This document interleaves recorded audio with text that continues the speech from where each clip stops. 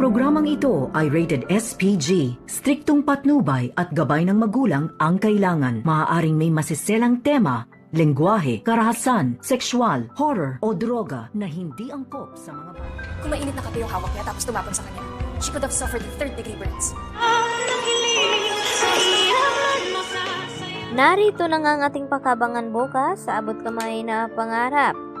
Nagulat naman itong si Giselle nang biglang may isang babaeng nagsalita at dito na sinabi na kung kape daw ang hawak nito ay tiyak na mapapaso at titiyakin na sa US ay makukulong daw itong si Giselle. At hindi naman maintindihan ni Giselle kung bakit ganun ang sinabi sa kanya ng babaeng ito dahil diretso nga itong umalis at tumalikod sa kanya. Samantala, nakalipas na nga ang ilang buwan at ilang linggo ay dito naman na tila nagkaroon na nga ng magandang resulta dito nga sa pagpapagaling kay Don Pepe. At siya ang makapagsabi dito kung sino nga itong babae na bigla na lamang sumulpot sa Apex Hospital. At dito nga napalihim na kinakausap ni Annalyn itong kanyang lolo Pepe at sinabi na may nakilala daw siyang isang babae at dumalaw pa dito sa kanya.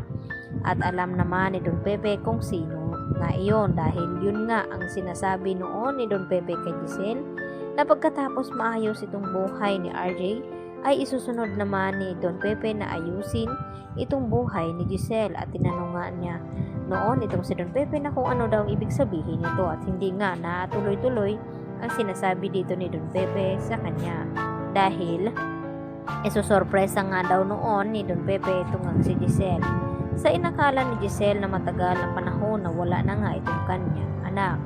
At dito naman nagulat at nasorpresa itong si Giselle nang magkamalay na nga itong kanyang ama at sinabi na kung sino itong babaeng panay dalaw dito nga kay Don Pepe.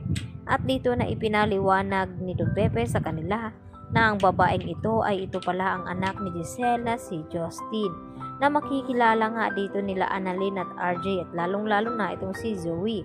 At alam na alam din ni Justin ang tunay na ugali dito ni Zoe na tila walang pakialam. At dito na rin yan na ipapamana ni Don Pepe sa kanyang apo na si Justin itong Apex Hospital. Kaya makikilala at masubaybayan na nga natin itong ang anak ni Giselle. Samantala, absuelto naman itong si Zoe at itong si Moira sa ebidensya na nakuha ng mga pulis.